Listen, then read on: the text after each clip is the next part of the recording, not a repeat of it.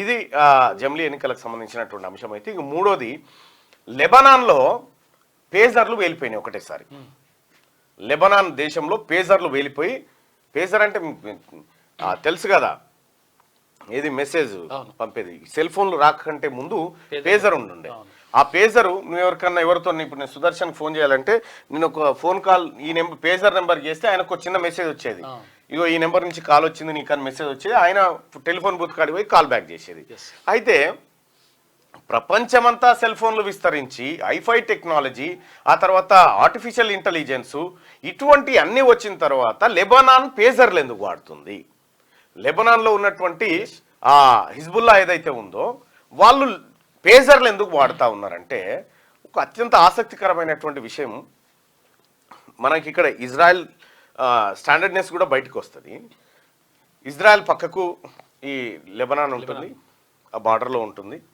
అయితే ఈ ఇజ్రాయెల్కు లెబనాన్కు యుద్ధం జరుగుతూనే ఉంది. ఇజ్రాయెల్ గాజాకు యుద్ధం జరుగుతూనే ఉంది. ఇజ్రాయెల్ పాలస్తీనాకు జరుగుతూనే ఉంది. అయితే ఈ ఇజ్రాయెల్ ఏదైతే ఉందో ఇది హై టెక్నాలజీ కలిగినటువంటి దేశం. ప్రపంచంలోనే అత్యధిక టెక్నాలజీ గూఢాచార వ్యవస్థను కలిగినటువంటి దేశం మనకు ఇజ్రాయెల్. ఈ ఇజ్రాయెల్ ఏం చేసిందంటే, గాజాతో యుద్ధం జరిగేటువంటి సమయంలో మొత్తం గాజా పాలస్తీనాలో ఉన్నటువంటి వాళ్ళ ప్రతి సెల్ ఫోన్లోకి జొరబడ్డదట.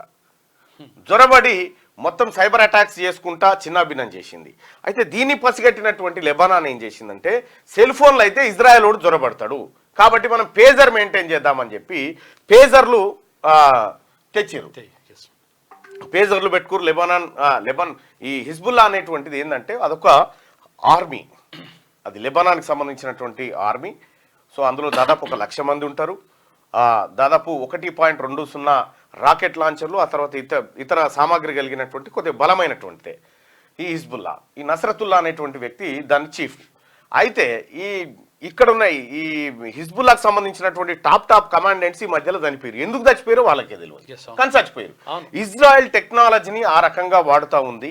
సో అందుకని పేజర్ సిస్టమ్కి వచ్చారు.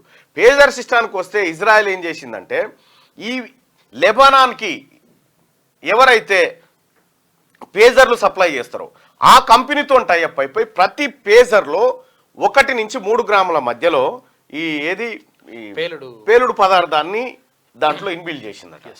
ఇన్బిల్డ్ చేసిన తర్వాత ఇవన్నీ ఈ పేజర్లు వాడుతుంది కేవలం వాళ్ళే కదా, ఏది హిజ్బుల్లాకు సంబంధించిన ఆర్మీ ఆఫీసర్స్ వీళ్ళే కదా వాడుతుంది. అయితే వీళ్ళందరూ పెట్టుకొని ఉన్నటువంటి సందర్భంలో ఇజ్రాయెల్ ఏం చేసిందంటే, ఆ పేజర్లోకి ఒక రాంగ్ కోడ్ను పంపింది. రాంగ్ కోడ్ను పంపడం ద్వారా ఆ కోడ్ వల్ల ఆ పేజర్ హీట్ అయ్యి అందులో ఉన్నటువంటి పేలుడు పదార్థానికి అంటుకొని డీమ్ అని పేలింది. దాదాపు 9 మంది చచ్చిపోయారు, 2,500 మంది గాయాలైనాయి.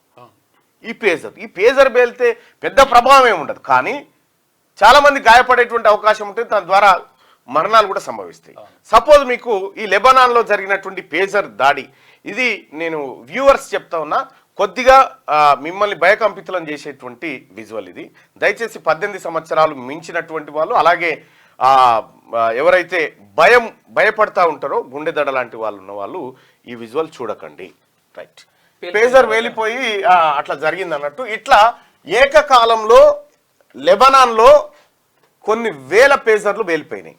అంటే ఇజ్రాయిల్ ఎంత చాకచక్యంగా వాళ్ళ లెబనాన్ ఆర్మీని, హిజ్బుల్లాని ఎంత టార్గెట్ చేసిందో చూడొచ్చు. ఇజ్రాయెల్ హై టెక్నాలజీ, ఈ ఇజ్రాయెల్ టెక్నాలజీని వాడే ఇప్పుడు తెలంగాణ రాష్ట్రంలో ఫోన్ ట్యాపింగ్ చేసినటువంటి భుజంగరావు కానీ, రాధాకిషన్ రావు కానీ, కేటీ రామారావు, కేసీఆర్, తర్వాత ప్రభాకర్ రావు, వీళ్ళంతా కలిసి ఇజ్రాయెల్ టెక్నాలజీని వాడి పెగాసిస్ పైలట్ దాకా వీళ్ళు పోయి అది సాఫ్ట్వేర్ కొనుగోలు చేసి, సో ఇట్లా తెలంగాణ రాష్ట్రంలో కూడా అలజడి సృష్టించారు. సరే, ఆ ఫోన్ ట్యాపింగ్ కేసు నడుస్తూ ఉంది.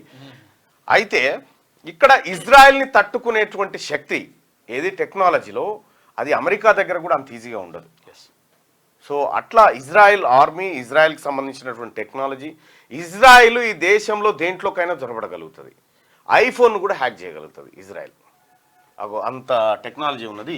సో అది ఇజ్రాయెల్కి సంబంధించినటువంటి హిజ్బుల్లాకు సంబంధించినటువంటి అంశం. ఇక క్యూ న్యూస్ ఛానల్లో పనిచేయటకు అనుభవం గల సీనియర్ వీడియో ఎడిటర్స్ కావాలను సంప్రదించవలసిన నెంబర్ 8688926084. qnewsads@gmail.com ను సంప్రదించండి. లైక్ చేయండి.